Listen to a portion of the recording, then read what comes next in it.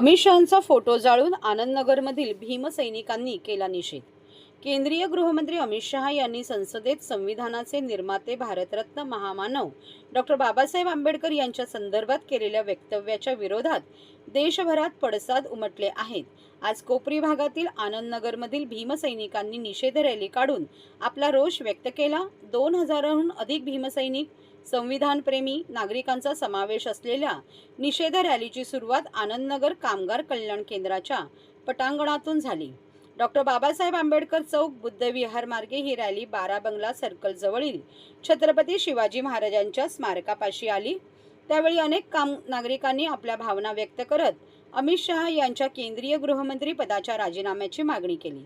संतापलेल्या नागरिकांनी अमित शहा यांच्या छायाचित्राचे यावेळी दहन केले। मिलिंद बनकर, पत्रकार आनंद कांबळे, प्रवीण भाऊ गायकवाड, विजय दळवी, सोनाली सरदार, निलेश खैरे, संदीप बनकर, वृषाली दळवी जाधव, भरत उबाळे, हिरा वानखेडे, योगेंद्र बाळाहाटे, महादेव बोकडे, प्रवीण झेंडे, राहुल कांबळे, सुभाष भोसले, शरद वायदंडे, उत्तम खाडे, पत्रकार नितीन दूधसागर, रवींद्र बच्चाव, हरेश दारोळे यांच्यासह 2000हून अधिक नागरिक या रॅलीत सहभागी झाले होते। निषेध रॅली आम्ही डॉक्टर बाबासाहेब आंबेडकरांबद्दल अमित शहा एक देशाचा तडीपार गुंड, या गुंडाला बाबासाहेब नागरिकांना स्वर्गात जायला मिळेल असं बोलले होते। पण माझी एक विनंती होती पोलिसांना, ह्या तडीपारला तुम्ही पोलीस चौकीमध्ये घेऊन त्याला प्रसाद दिला नाही। कारण चांगले चांगले लोक पोलीस स्टेशन मध्ये स्वर्ग पण बघितलंय, नर्क पण बघितलं, देव पण बघितलं पोलीस स्टेशनला गेल्यानंतर। फक्त हा माणूस वाचला कसा काय? हा तडीपार गुंड बाबासाहेबांबद्दल असं जर बोलत असेल तर आमच्यातला लहानात लहान तरुणातला तरुण, भारतातला म्हातारा रस्त्यावरती रक्त पेटून उठल्याशिवाय राहणार, रक्त खवळलेलं आहे।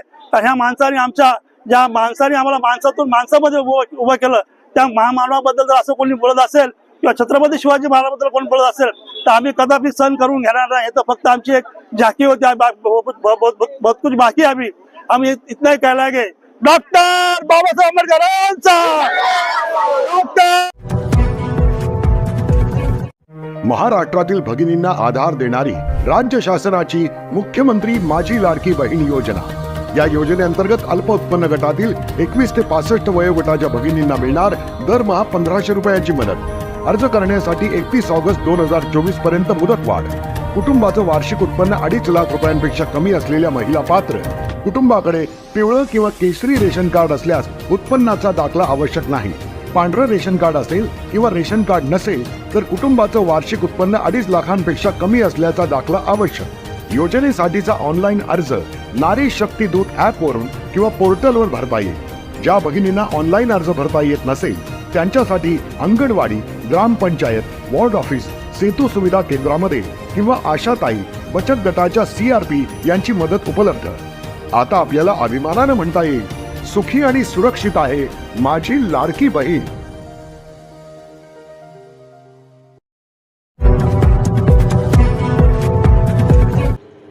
ज्वेलर्स दुकान फोडणाऱ्या 5 दरोडेखोरांना गुजरातमधून अटक।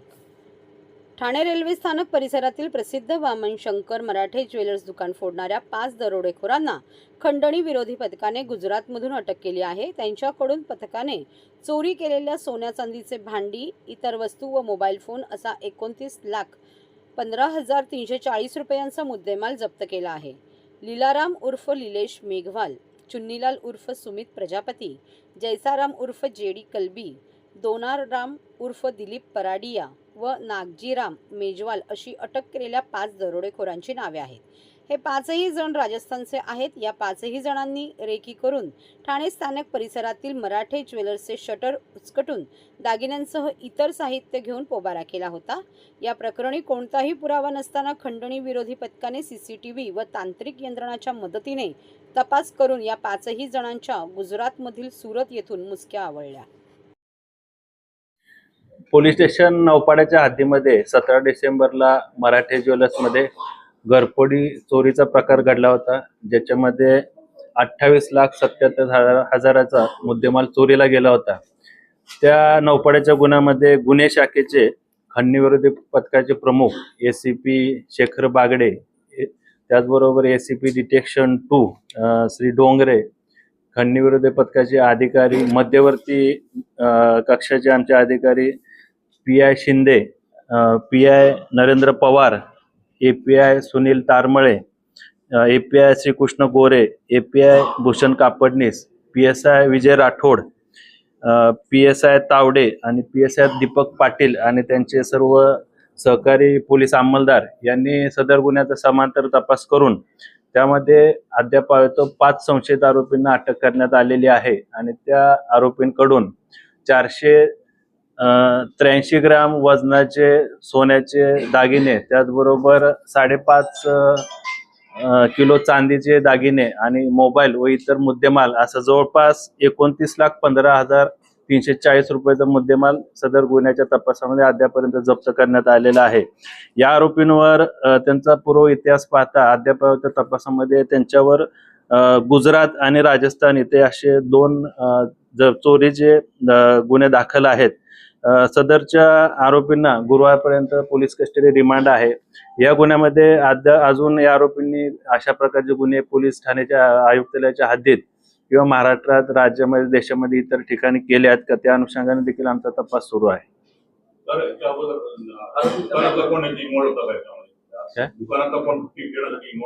त्याचा तपास देखील चालू आहे. दुकानातले कोण कामगार असतील किंवा आजूबाजूच्या परिसरात राहणारे कोण त्यांच्या संपर्कात आहेत का, ह्याचा देखील तपास सुरू आहे. अद्यापर्यंत प्राथमिक तपासामध्ये किंवा चौकशीमध्ये असं निष्पन्न झाले आहे की यापैकी यांचे जे साथीदार आरोपी आहेत यांनी पूर्वी दुकानाची रेकी केलेली आहे. सर्व इत्यंभूत माहिती दुकानाच्या संदर्भात त्यांनी कलेक्ट करून त्याच्यानंतर 17 तारखेला सदरचा गुन्हा त्यांनी केला. ते सर्व आम्ही तांत्रिक विश्लेषण त्याचं करत आहे. त्या अनुषंगाने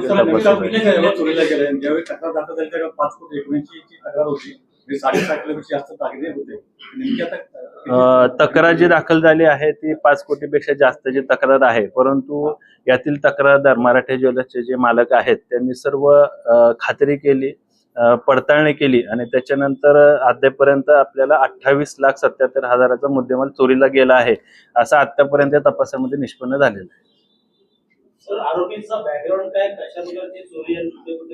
या आरोपींवर अद्यापर्यंत आम्ही तपासात निष्पन्न केल्याप्रमाणे राजस्थान आणि गुजरात या ठिकाणी 2 गुन्हे दाखल आहेत. हे आरोपी पूर्वी जे काय दुकान आहे जिथं चोरी करायची आहे किंवा गुन्हा करायचा आहे त्याची रेकी करतात, त्याच्यावर पाळत ठेवतात, त्याची सर्व इत्यंभूत सविस्तर माहिती घेऊन त्याच्यानंतर असे गुन्हे करतात. त्याचबरोबर ज्वेलर्सचे जे दुकान आहे त्या दुकानाच्या शेजारी रूम भाड्याने घेणे, खोली भाड्याने घेणे लगतची आणि ज्वेलर्सच्या भिंतीला होल मारून त्याच्यामधून देखील चोरी करायची त्यांची यापूर्वीची मोडस आहे. 28 लाख रुपयाची तक्रार आहे आणि 29 लाख रुपयाची रिकव्हरी दाखवली. त्याच्यामध्ये आपल्याला आरोपींकडून काही मोबाईल आहेत आणि इतर प्रकारचे दागिने देखील मिळालेले. 483 ग्राम सोन्याचे दागिने आहेत, 5.5 किलो चांदी आहे.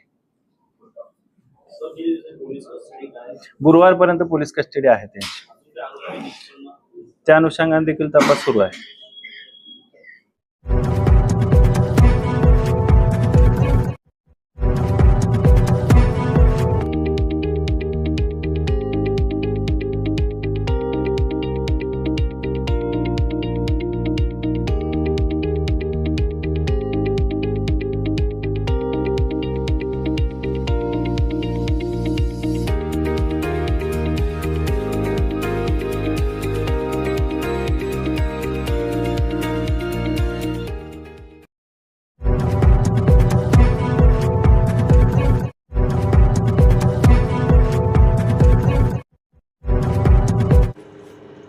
तारामाऊली सामाजिक सेवा संस्थेतर्फे अटल बिहारी वाजपेयी यांची जयंती साजरी. तारामाऊली सामाजिक सेवा संस्था आयोजित आणि माजी नगरसेवक भरत चव्हाण यांच्या मार्गदर्शनाखाली होणाऱ्या सहस्त्रचंडी हवनात्मक नवकुंडीय महायज्ञाचा 7व्या दिवशी सकाळी विशेष कार्यक्रम घेण्यात आला. आपल्या देशाचे माजी पंतप्रधान अटल बिहारी वाजपेयी यांच्या 100व्या जयंतीनिमित्त 100 ज्येष्ठ नागरिकांना आयुष्यमान कार्डाचे वाटप करण्यात आले. तसेच लहान मुलांच्या हस्ते केक कापून अटल बिहारी वाजपेयी यांचा वाढदिवस साजरा करण्यात आला. त्यानंतर लहान मुलांना खाऊचे वाटप करण्यात आले.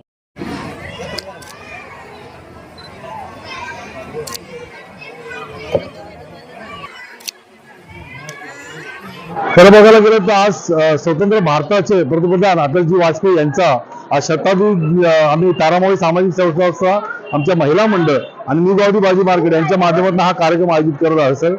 आज बघायला गेलं तर देशाला एक मार्गदर्शन देणारे नेते होते, त्यांच्या आज जयंतीनिमित्त आज आपण कार्यक्रम घेत आहे. मी खरंच तारामळी सामाजिक सेवा संस्था आणि जे महिला मंडळ आहे त्यांच्या सर्वांचा आभार मानेल की त्यांनी एवढा चांगला उपक्रम घेतला. आज बघायला गेलं त्याच धर्तीवर आज जयंतीनिमित्त आम्ही जे प्रधानमंत्री आपले नरेंद्र मोदी साहेब आहेत त्यांच्या आयुष्यमान योजनेचा ज्यांनी संकल्प केला होता त्याच्यामध्ये आम्ही आज त्यांचे शताब्दी म्हणून 100 सिनियर सिटीजन यांचं आज आयुष्यमान कार्ड म्हणून त्यांना मेडिकल कॅम्पची सुविधा करून देणार आहे आणि आज मुलांना आज खाऊ वाटप करणार आहे.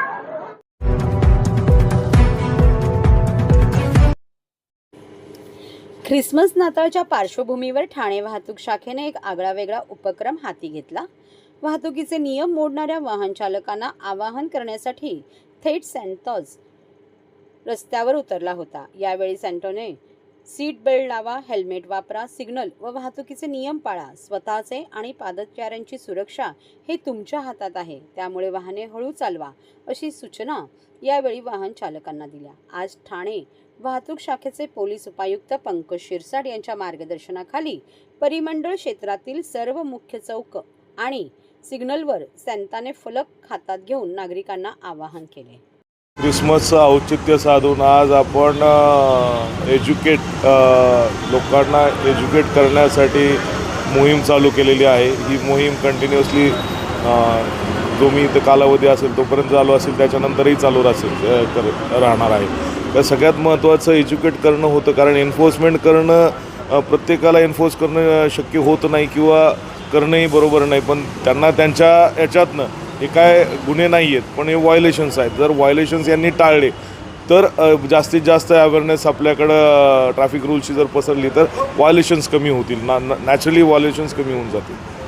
सर आता 31 येत आहे, काय नेमके नियम आपण लागू केलेले आहे आणि तरुणांसाठी काय नेमका तुम्ही आवाहन करणार आहात? तरुणांसाठी आव्हान करू इच्छितो की सगळ्यात आता 31 जरी येत असेल तरी 31 दरवर्षी येतो, दरवर्षी 31 असणार आहे, पण तुम्ही असाल तर ते 31 असेल तर तुम्ही राहण्यासाठी, रस्त्यावर चालण्यासाठी, रस्त्यावर चालताना, बोलताना, वागताना जर आपण वाहतूक नियमांचं पालन केलं तर आपण असे 31 भरपूर बघाल. आणि 99% जर ड्रंकन ड्राईव्ह टाळलं, 100% जर ड्रंकन ड्राईव्ह टाळलं तर आपल्याकडं बऱ्यापैकी वाहतुकीचे म्हणजे ॲक्सिडेंट्स कमी होतील आणि 31 तर येत राहणार पण तुम्ही नसाल. किती पोलीस बळ लावलेलं आहे या सर्व चेकिंग वगैरे? पोलीस बल बघा, त्याच्यासाठी वेगळं पोलीस बल असं काही हे नाही आहे, ते रेग्युलरच आहे आपलं. पण प्रत्येक ठिकाणी प्रत्येक वाहतूक विभागाच्या हद्दीत 2 ड्रंकन ड्राईव्हच्या टीम्स लावलेल्या आहेत. अशा 34 टीम्स आणि माझे 17 अधिकारी त्या दिवशी 31 तारखेला असतील, 29 तारखेलाही स्पेशल ड्राईव्ह लावलेली आहे.